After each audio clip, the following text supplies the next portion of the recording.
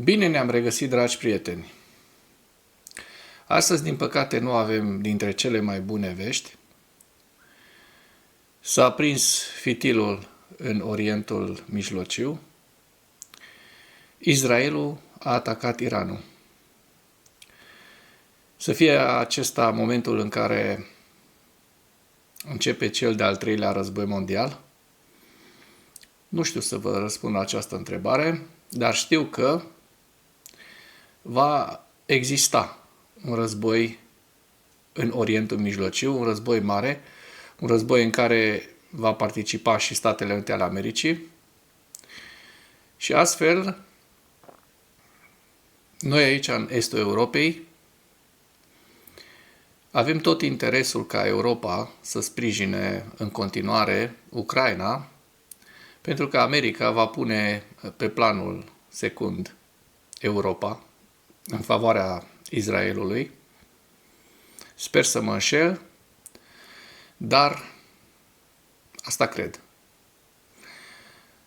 Și vreau să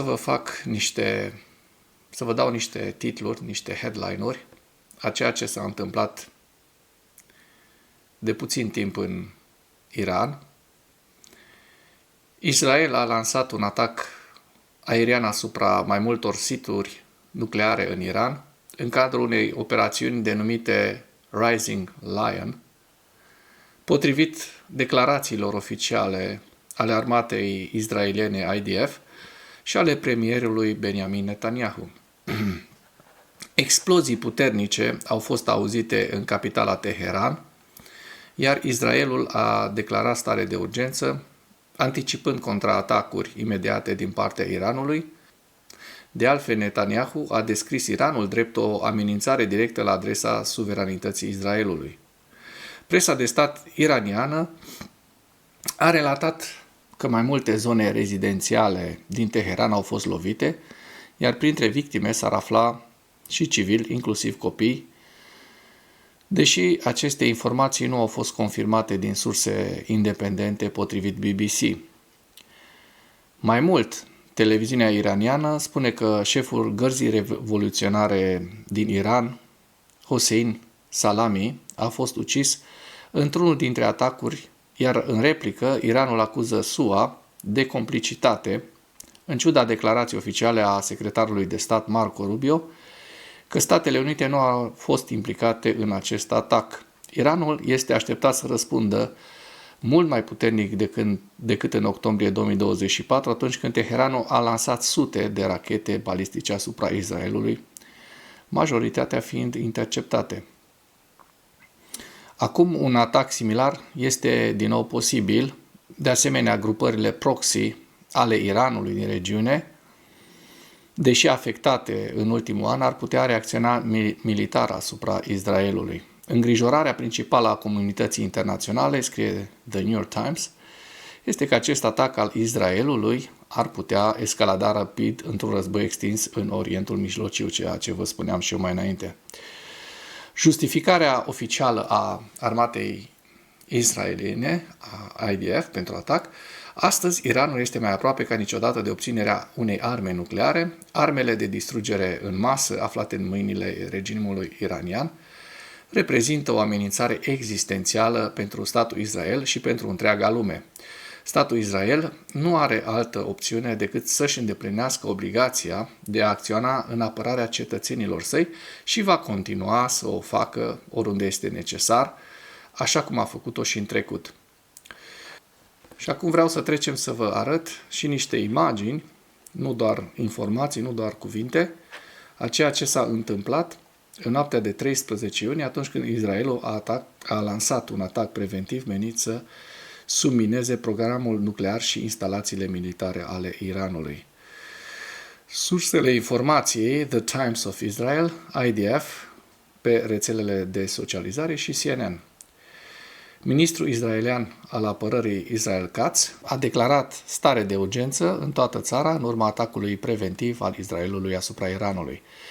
Katz spune: în urma atacului preventiv al statului Israel, Împotriva Iranului se așteaptă în viitorul apropiat un atac cu rachete și un atac cu drone împotriva statului Israel și a populației sale civile. Katz a menționat că a semnat un ordin special conform căruia o stare de urgență va fi introdusă în spate, adică în interiorul Israelului, pe întreg teritoriul său. Times of Israel adaugă că sirenele de alarmă au sunat în tot Israelul. Forțele de apărare ale Israelului au confirmat lansarea unei campanii aeriene împotriva programului nuclear al Iranului. Se pare că forțele aeriene israeliene atacă zeci de ținte în Iran legate de programul său nuclear și de alte instalații militare. Operațiunea a fost numită Națiunea Leilor. Forțele de apărare ale Israelului, Rising Lions, da? Forțele de apărare ale Israelului declară că Iranul are suficient uraniu îmbogățit pentru a construi mai multe bombe în câteva zile și trebuie să acționeze împotriva acestei amenințări iminente.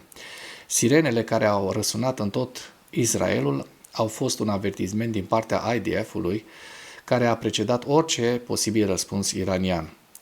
Prim-ministrul israelian Benjamin Netanyahu a convocat o ședință de cabinet pe teme de securitate în urma atacurilor iraniene. Potrivit presei israeliene și iraniene, țările au anunțat închiderea spațiului lor aerian. Într-o declarație oficială, forțele de apărare ale Israelului au declarat că au efectuat un atac preventiv de precizie asupra Iranului pentru a afecta programul nuclear al Iranului și ca răspuns la agresiunea continuă a regimului iranian împotriva Israelului. Zeci de aeronave ale forțelor aeriene israeliene au efectuat recent un atac preventiv care a inclus lovituri asupra a zeci de ținte militare, inclusiv instalații legate de arme nucleare în diverse zone ale Iranului, a declarat IDF într-un comunicat. Netanyahu a declarat că operațiunea a avut ca scop atacarea infrastructurii nucleare, a fabricilor de rachete balistice și a capacităților militare ale Iranului, adăugând că operațiunea va continua încă multe zile. Secretarul de stat american, Marco Rubio, a declarat că, bineînțeles, Statele Unite n-a participat și n-a oferit suport și asistență Israelului. O înregistrare video cu atacul israelian asupra Iranului a fost publicată pe rețelele de socializare. Și vedem în această imagine ciuperci de fum în Teheran.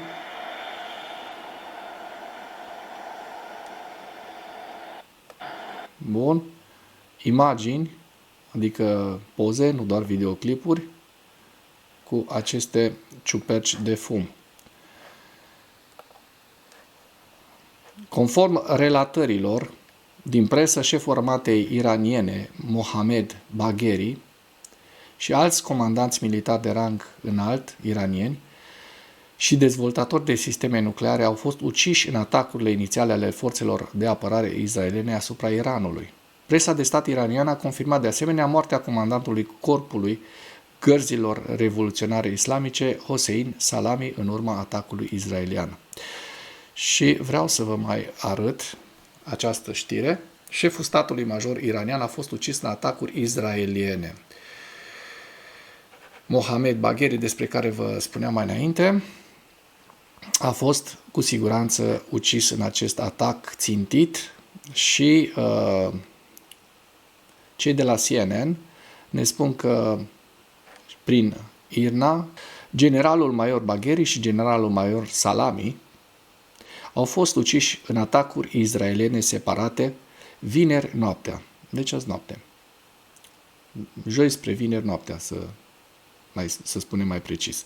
Comandantul sediului Qatam al Abinia, generalul major Golomani Rashid, a fost de asemenea ucis în atacuri israeliene. CNN notează că Bagheri, cel mai înalt ofițer militar al Iranului, a devenit al doilea oficial de rang înalt ucis în atacul fără precedent al Israelului asupra Iranului, lansat vineri noaptea. IRNA a scris că în atacuri separate au fost uciși și omul de știință nuclear și președintele Universității Islamice, Azad Mohamed Mehdi Tehranci. Omul de știință nuclear și fostul președinte al Organizației pentru Energie Atomică din Iran, Fereidon, Abasi, precum și civili, lucruri pe care vi le-am spus deja. Deci, oameni buni, din păcate, în Iran, în Israel și în toată acea zonă foarte încinsă a Orientului Mijlociu, a izbucnit un conflict care nu se va termina repede și eu prevăd că nu că va începe al treilea război mondial neapărat, dar prevăd că va dura foarte mult timp acest conflict și conflict care va slăbi un pic mai mult ajutorul american pentru Ucraina și în Europa, bineînțeles, trupele americane care sunt în momentul de față staționate în Europa. Care este părerea voastră? Sunt foarte curios. Scrieți în mesaje, comentați, iar cei care apreciați această muncă a mea și videoclipul, nu ezitați să-l distribuiți pentru a ajunge la cât mai multă lume. Mulțumesc mult!